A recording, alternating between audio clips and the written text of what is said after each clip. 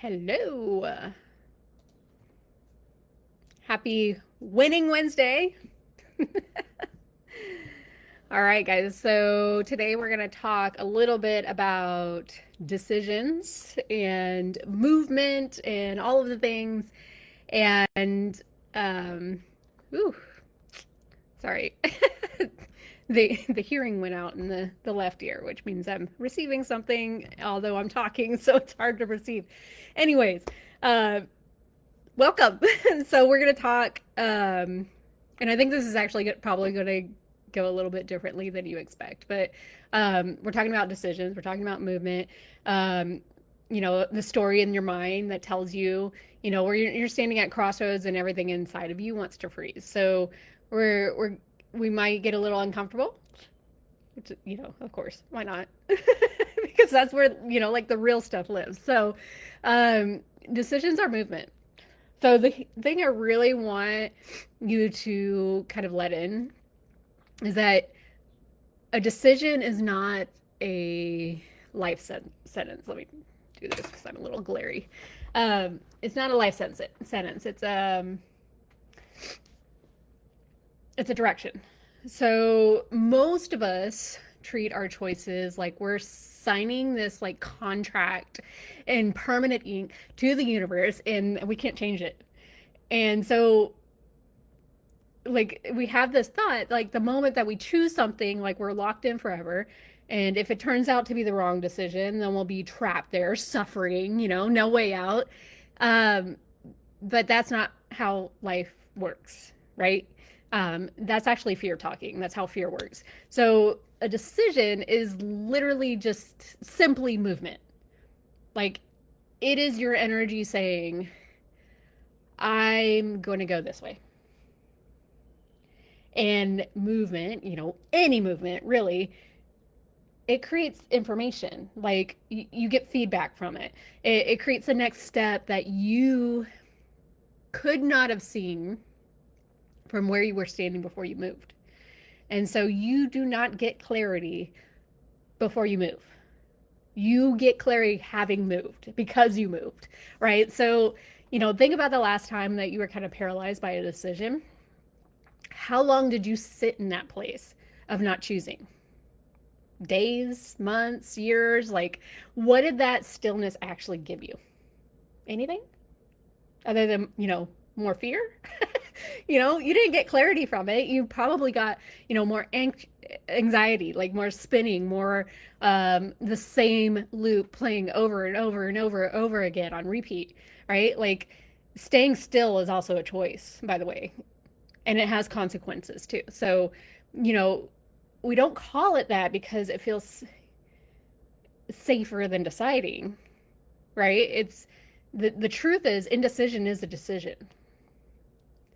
And it is a decision to stay exactly where you are. It's where, staying where it's not working. Um, and if where you are is not working, then staying there is actually more of a risk than taking the risk. Right? So, an example.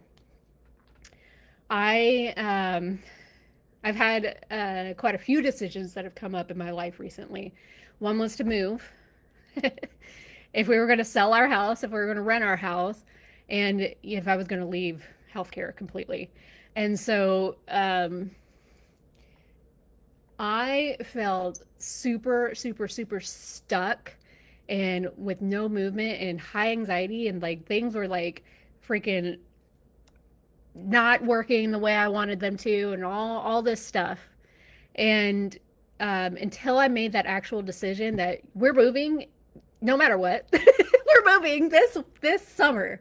Like when I made that decision, when I actually started the getting information on school transfers and moving not movers and the actual like if we were going to do a pod or if we are going to have somebody move us or if we're just going to drive across country ourselves or like when I actually made those decisions, that's when things started moving. And it's because like I had it in my head like this is the date, like this is my timeline. Everything has to get done within this timeline. And the more that I pushed off those things and said maybe or if, like if we move this year, blah, blah, blah, whatever, like the more that I pushed things off, the more like I felt stuck. I, like there was too much to do. I didn't pack. Like I needed to paint. I wasn't painting. I was like, oh my gosh, like it's so overwhelming. But once I made that decision, once I said this is happening, and at this point, then things started to fall into place. Like I started getting help. Like little movement. It actually felt really good because it's like, oh my gosh, like it's like weights being taken off, right? So now let's talk about after the decision. So, in doors closing, right? Because this is actually where people get really stuck. Not in the decision itself, but in the grief of a door that did not maybe open the way that you hoped, right? A door closing is not punishment, though. It is actually kind of the universe redirecting you. It's telling you maybe um, that this direction, we can't keep going this direction. We're going to reroute, right? And it's not telling you that you're wrong or broken or that you chose badly. Basically, doors closing, again, information. It's the path saying, not this way, but keep moving, right? The problem is most of us are never taught how to grieve a closed door without making it mean something like catastrophic or, make it mean something about ourselves. So we stand in front of the closed door and we knock and we knock again. And then we wonder what we did wrong. And like we replay the moment that the shut door over and over and over again. And we try to figure out how to reopen this door. And while we're doing all that, we miss this 5 other freaking open doors and windows and shit that are all around us because we're so focused on the closed door. We miss the door 3 feet to our left. So closed door is not the end of the story. It's actually plot twist, right? It's the point. It's the most powerful thing you can do when a door closes is actually take a breath and feel the disappointment without drowning. And then turn around and ask, okay, what's available to me now? What did this open up for me? And that's not like toxic positivity. It's not, pretending that it doesn't hurt. It's actually acknowledging the hurt and then choosing not to let it become a permanent, thing, like a permanent address, if you will. So, like when I was doing my summits and all that stuff,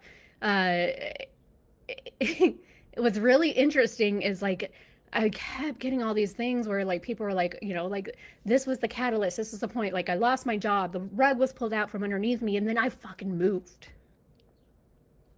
And that's like what, shot them up. And no, I'm not saying that you have to like jump off the cliff, like without a parachute, right? Uh, but if you don't pay attention to the signs and the open doors, the universe is gonna freaking boot your ass out, close the door for you. Um, so, you know, just know, like you're never really truly stuck, ever. And I don't know if I can say that any more clearly than that. You're never stuck.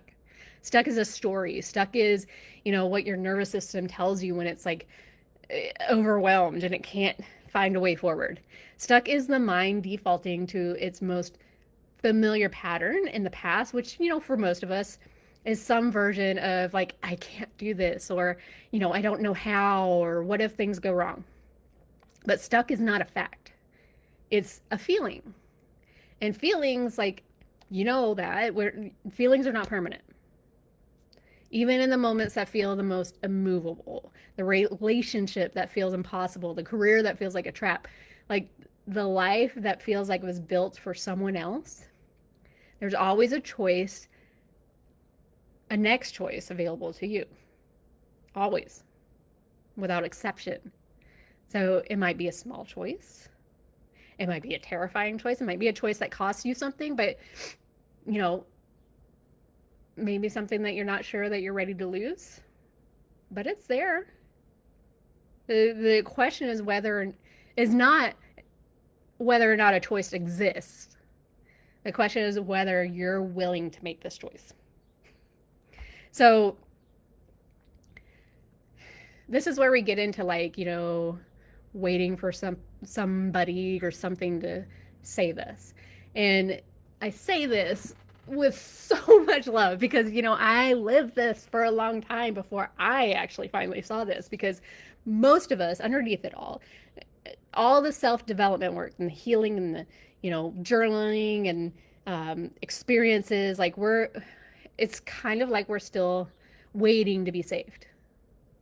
Like we're waiting for the right person to show up and finally see us, or the right circumstance to align perfectly before we take the leap, or like I need to do this one more thing to finally be healed, like, or waiting for someone to give us permission or validation or a guarantee that it's going to be okay before we actually move. And we're kind of waiting for a rescue that is never coming from the outside. And this is kind of the plot twist that changes everything. The one you have been waiting for is you. Not the wounded version of you that's running the old programs, not the version of you that, learned to hide and shrink and make yourself small so that you could be loved, but the version of you that exists underneath all of that. The one who is always known. The one who has been quietly nudging you towards maybe some of the open doors, towards your own life, for years, maybe.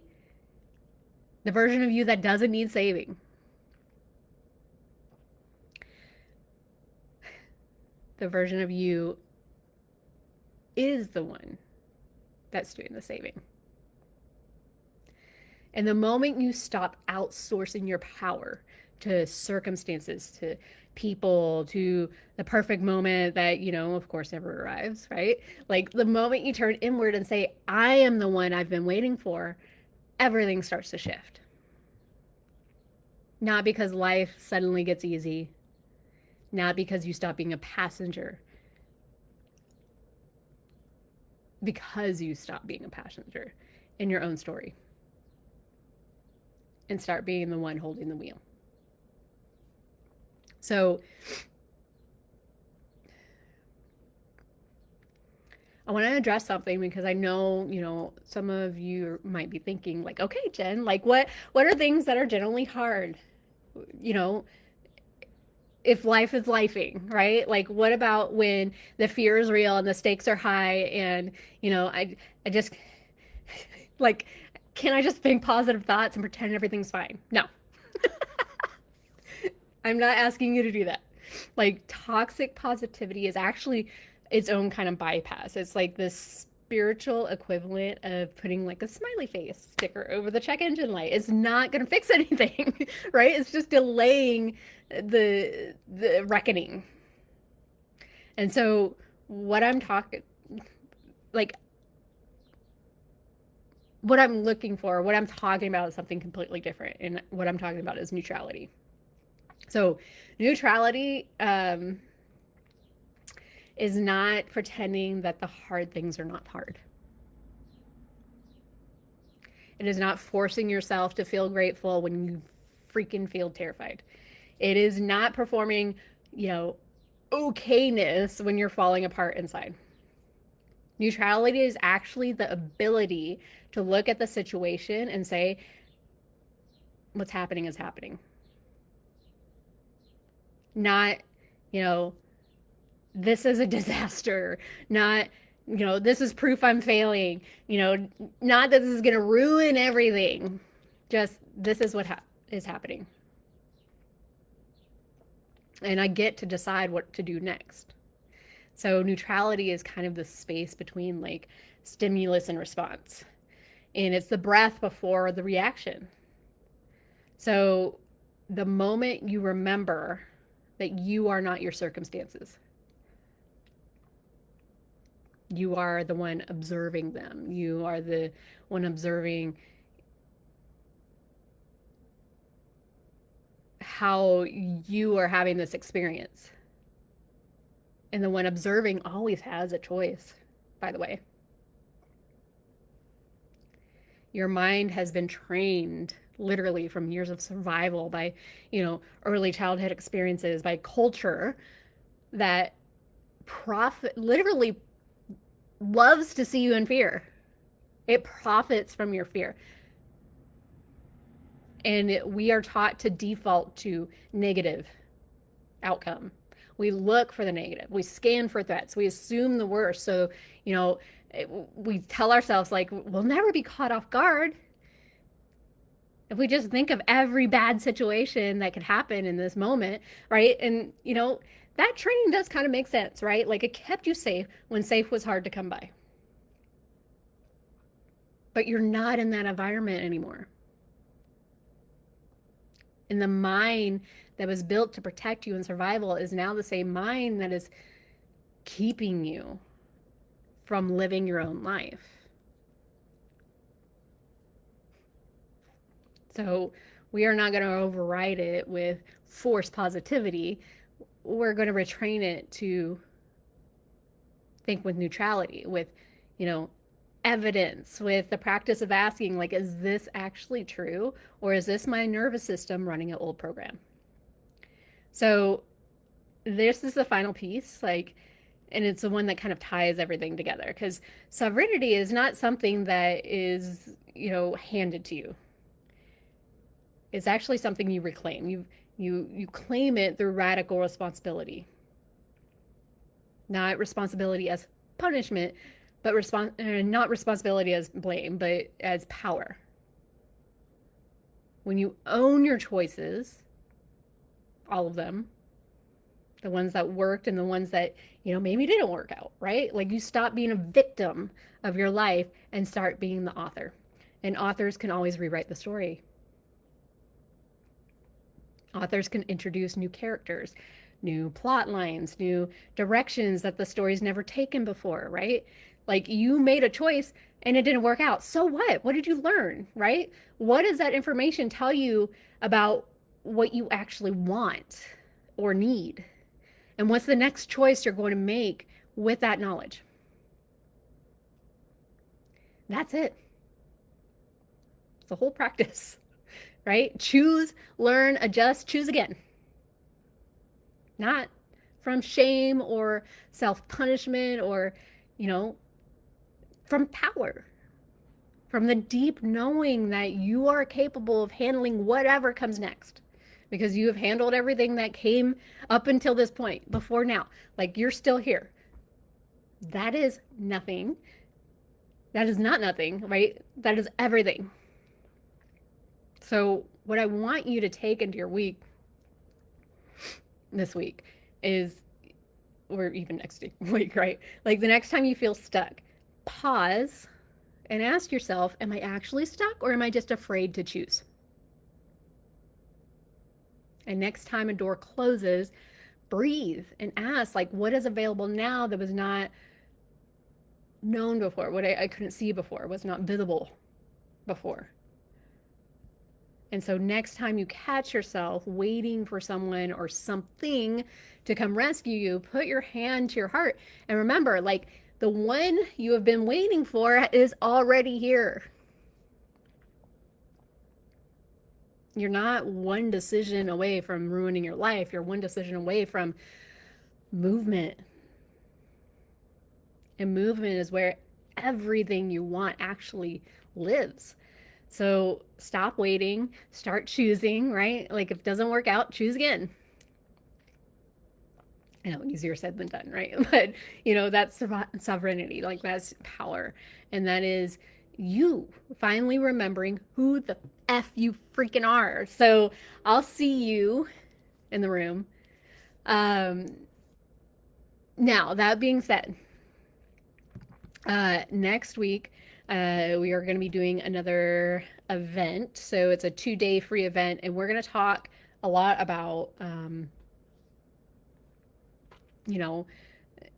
a little bit about power of choosing, a little bit about how our reality is different than, reality. We're going to go into like the consciousness stuff. We're going to talk about like vibration and frequency, and we're going to talk a lot about living in a 5D consciousness in a 3D world. So there's a new program coming up. I'm really excited. And we're doing a beta version of this. And everybody knows my like betas. I always, have people go through the beta, and then I like tweak things, and then like I run the class again, and everybody gets to take the class again. So um, it's always fun. I always laugh because like one of my clients, Kara, she's always all like, "I'm gonna do all your betas," right? But um, that being said, so next Thursday is when we're gonna do the free 2-day event.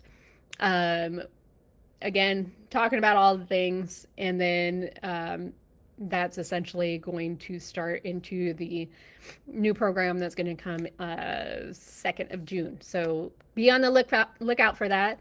As always, I am always here to chat. I do want to know, are there any takeaways that you got from this conversation? If there is, drop them in the chat, because I always love to hear like what landed for you, what was something that maybe you heard like a different way.